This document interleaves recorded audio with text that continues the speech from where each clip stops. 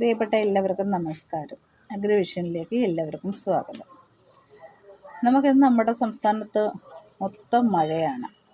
ചില സ്ഥലങ്ങളിലൊക്കെ ഉള്ളൂ മഴയൊന്നും ഇല്ലാത്തത്. എല്ലായിടത്തും വെള്ളപ്പൊക്കവും വെള്ളക്കെട്ടും ഒക്കെ ആയിട്ടിരിക്കുകയാണ്. അപ്പോൾ എന്നിരുന്നാലും നമ്മൾ കൃഷി ചെയ്യാനുള്ള പരിപാടിയൊക്കെ നോക്കണം. അതായത് വലിയ കൃഷിയല്ല, അടുക്കളത്തോട്ടം. ഇപ്പോൾ ഗ്രോ ബാഗിലോ നമ്മുടെ വീടിൻ്റെ ചുറ്റുവട്ടത്തോ ഒക്കെ നമുക്ക് കൃഷി ചെയ്യാൻ പറ്റുന്ന വിധത്തിൽ നമ്മളിപ്പം തൈകളൊക്കെ വേറെ ഏതെങ്കിലും ചെറിയ പാക്കറ്റിലോ ഒക്കെ ആക്കി ഒന്ന് പിടിപ്പിച്ച് വെക്കുക. മഴ മാറുമ്പോഴും വെള്ളം ഇറങ്ങി കഴിയുമ്പോഴും നമുക്കത് നട്ടു കൊടുക്കാവുന്നതാണ്. അപ്പോൾ അങ്ങനെ എല്ലാവരും ഒന്ന് റെഡി ആയിക്കൊണ്ടിരിക്കുക. എല്ലാം മഴയൊക്കെ മാറിയിട്ട് നമുക്കെല്ലാം തൈകളൊക്കെ നട്ടു തുടങ്ങാം എന്ന് പറയുമ്പോഴത്തേക്കും സമയമൊക്കെ അങ്ങ് അധികരിക്കും. ഇപ്പോൾ തന്നെ നമുക്കറിയാം ഇനി രൂക്ഷമായിട്ടുള്ള പച്ചക്കറി വില ഉയരും. കാരണം എല്ലായിടത്തും മഴയൊക്കെയാണ്. പുറത്തുനിന്ന് വരുന്ന പച്ചക്കറികൾക്കും വളരെ പ്രതികൂല സാഹചര്യമാണ്. കാരണം അവിടെയൊക്കെ മഴകളും ഒക്കെ ആയതുകൊണ്ട് അവിടെ നിന്നും ഇങ്ങോട്ടധികം കയറ്റുമതി ഉണ്ടാകത്തില്ല. ഉണ്ടായെങ്കിൽ തന്നെ തമിഴ്നാട്ടിൽ നിന്ന് വരുന്ന പച്ചക്കറികളെല്ലാം വിഷമയമാണ്. അപ്പോൾ നല്ല പച്ചക്കറികൾ നമ്മൾ പറിച്ചെടുക്കാൻ വേണ്ടിയാണ് നമുക്ക് നമ്മുടെ വീട്ടുവളപ്പിൽ അടുക്കളത്തോട്ടം റെഡിയാക്കുന്നത്. എന്തായാലും കാന്താരിക്കൊക്കെ നല്ല വിലയാണ്. അപ്പോൾ കാന്താരിയൊക്കെ ഇപ്പോഴേ എല്ലാവരും നട്ടു പിടിപ്പിച്ച് കഴിഞ്ഞാൽ നല്ല രീതിയിൽ അതിനകത്ത് വിളവെടുക്കും. ഒരു 10 കാന്താരി തയ്യ് പിടിപ്പിച്ച് കഴിഞ്ഞാൽ അതിനകത്തുനിന്ന് ഏകദേശം നമുക്ക് എല്ലാ മാസവും നന്നായിട്ട് പറിച്ചെടുത്ത് നല്ലൊരു വരുമാനം ഉണ്ടാക്കിയെടുക്കാൻ പറ്റും. വീട്ടിലിരിക്കുന്ന വീട്ടമ്മമാർക്കൊക്കെ ആണെങ്കിൽ വീട്ടിലിരുന്ന് ചെയ്യാൻ പറ്റുന്ന ഒരു വരുമാന മാർഗ്ഗമാണ്. അപ്പോൾ അങ്ങനെയൊക്കെ നമുക്ക് ചെയ്യണം.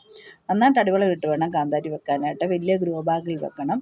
അതുപോലെ വേപ്പിൻ പിണ്ണാക്കും എല്ലുപൊടിയും കമ്പോസ്റ്റും ചാണകപ്പൊടിയും പിന്നെ കുറച്ച് ചാരവും എന്നൊക്കെ പറഞ്ഞാൽ 50 ഗ്രാമൊക്കെ മതി. അങ്ങനെയൊക്കെ ചേർത്ത് മണ്ണ് മിക്സ് ചെയ്തിട്ട് അതിനകത്ത് പച്ചക്കക്കപ്പൊടിയോ ഡോളാമൈറ്റോടോ ചേർത്തിട്ട് വേണം നമുക്ക് നട്ടു കൊടുക്കാൻ. അങ്ങനെയൊക്കെ നട്ടു കൊടുക്കുമ്പം ഈ കാന്താരിക്ക് വലിയ കീടങ്ങളൊന്നും വരുന്നില്ല. എല്ലുപൊടിയൊക്കെ അടിവളം വേണം ഇടാനല്ല, പിന്നീട് കൊണ്ടിടരുത്. പിന്നെ ഇത് പൂക്കാറാകുമ്പം വേണം അടുത്ത വളമിടുകയോ എന്തെങ്കിലും ബൂസ്റ്ററൊക്കെ സ്പ്രേ ചെയ്യുകയൊക്കെ നമുക്ക് ചെയ്യാം. അതുകൊണ്ട് ഫംഗിസൈഡിലേക്ക് തളിക്കണം, സ്യൂഡോമോണസൊക്കെ കലക്കി തളിക്കണം. അങ്ങനെയൊക്കെ അതിനെ സംരക്ഷിച്ചെടുക്കാൻ പറ്റും. നല്ലൊരു വരുമാന മാർഗ്ഗമാണ്. അതെല്ലാവരും വീട്ടുവളപ്പിൽ ചെയ്യുക. പിന്നെയെന്ന് വെച്ചാൽ നമുക്ക് ആവശ്യമുള്ള